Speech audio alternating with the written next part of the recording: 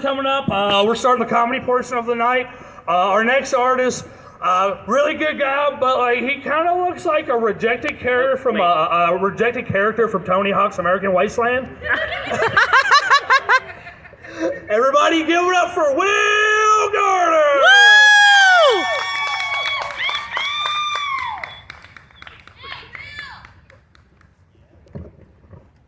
Oh, if you guys liked that first performer, this one's gonna be different. I don't know if you can tell from my accent, but I'm a better driver than all of you. I came in from Jersey. I saw you guys have some signs out there with minimum speed limits and the maximum. See, back home, the minimums are just what the sign says +5. We don't need extra rules back home. I don't know if you can tell from this sweet custom merch, which I do have for sale, by the way. I got picked on in high school. Aw. I remember this one day, this big hulk of a kid comes into gym class. He was 6'3" at 17. And he comes over and tells me, "Hey, Steve's better than you at basketball." Steve was blind. Steve was better than me at basketball. And I work at a high school, so that was back in March. I have to say, one of my favorite parts of working in a high school is the anti-drug propaganda posters.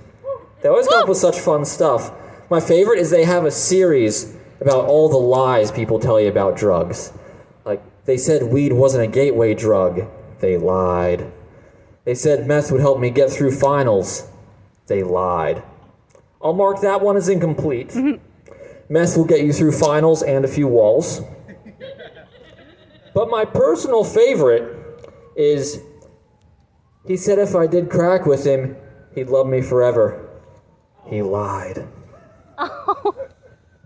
I don't consider myself to be a crack enthusiast, per se, but I do feel that that poster is unfair to it. It's not Coke's fault that that guy's a ghosting sack of crap. It should read, "Don't go out with this guy. He'll give you free crack and then he's out of your life forever." Or, conversely, you might want to go out with this guy. He'll give you free crack and then he's out of your life forever. So it's 2021. We can all admit that the national anthem's kind of stupid, right? Woo! Yeah. How did I get a better response to that in Kentucky than Jersey? Thank you. But yeah, the whole thing's dumb. The song, it's just, there's the two armies and they're throwing bombs at each other and flashing their red rockets back and forth, and the flag doesn't blow up. This great, glorious flag does not blow up. Like, that's all we have to be proud of around here? Like, what if that was just the attitude in America? It'd be a marginal improvement, but like, you know, you're watching the end of the Super Bowl, the quarterback gets up to the reporter and he says, "You know, I just want to thank my mom for all the time she didn't spontaneously burst into flames as a child. It really helped me on my way." I enjoy when I see like an athlete after a big win, or like a musician get an award and they thank God while they're actively in between crimes. Like, stop pretending to be a good Christian and just, like, be honest with us. Thank God for all the insider trading knowledge He blessed you with. To make an album on which you brag about money you don't have and giving none of the money to the poor. It wouldn't be the worst prayer I heard, though. Despite this haircut, I grew up in church. And the people, they would pray. They would make sure every single prayer came true by asking God for every possible outcome you could want.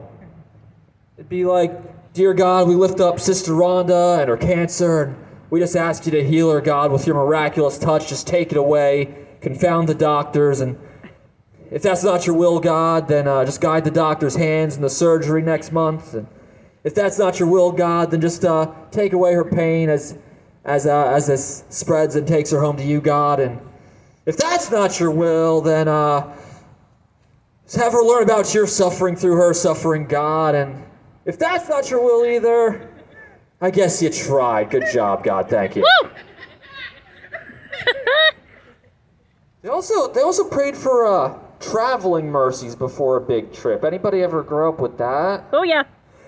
Yeah, that one's fun because you see, mercy is like when you don't get something you deserve that's bad, like when a cop decides not to write you a ticket, but like forever.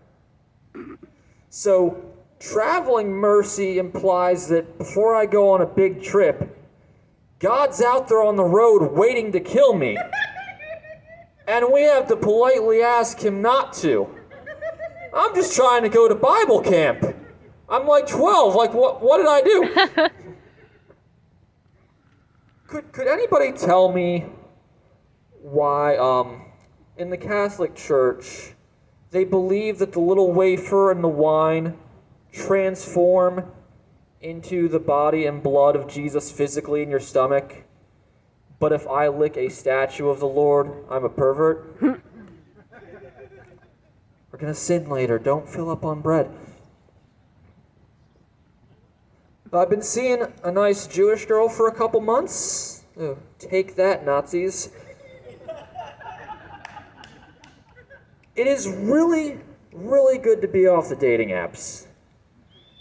There are 3 kinds of people on there, and they're all terrible. There's the ones you see, the ones you talk to, and the ones you meet. Yeah. I saw this one girl. I was on Hinge. That's a fun one. They give you little prompts you can answer. And this one girl, she said, filled in a never have I ever.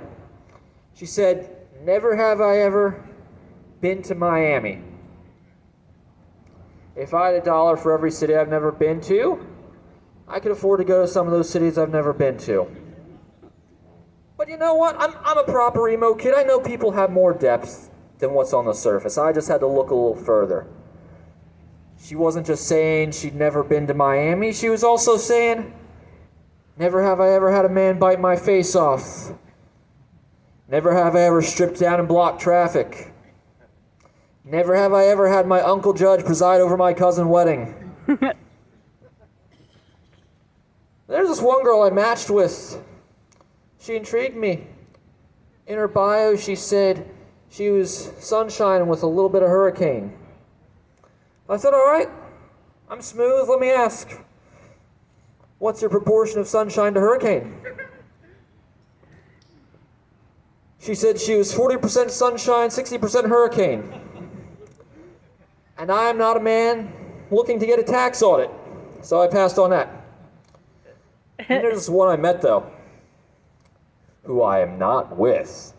I went to her house to watch a couple movies.